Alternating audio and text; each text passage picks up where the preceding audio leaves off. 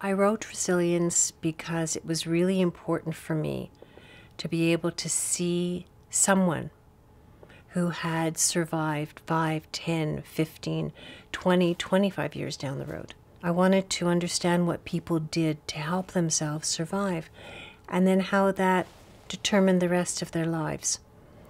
And I wrote Resilience from a few perspectives. I wrote it from a perspective of a patient, and I wrote it as well from the perspective of a therapist. All along those 20 and 25 years, I picked up tools and strategies along the way. In some ways, I became my own science experiment, trying so many different things on myself.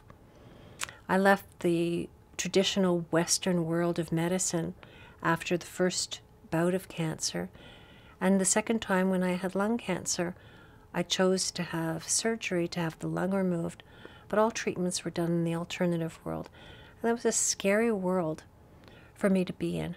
I decided that I was going to start to learn about a different way of thinking, learn about different kinds of health, different systems of medicine that existed for many, many centuries before traditional Western medicine.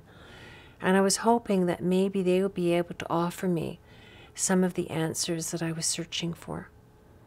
And that's literally what I did. I went back to school. I started studying everything and anything that I could on different approaches to health and well-being, from naturopathy to homeopathy, Chinese medicine to Ayurvedic medicine.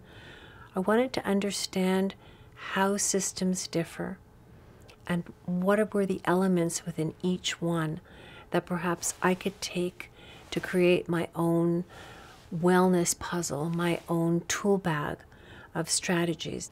I wrote Resilience because I knew how important it was to offer people a path, exploring different ways and different approaches towards health and healing. I think each one of us has to find what makes sense to us to help us get through the day. There's not just one way that's the right way. And I think what's really, really essential is for you to know that if you choose something that doesn't seem to work for you, then you can choose something else, and perhaps that will work even better.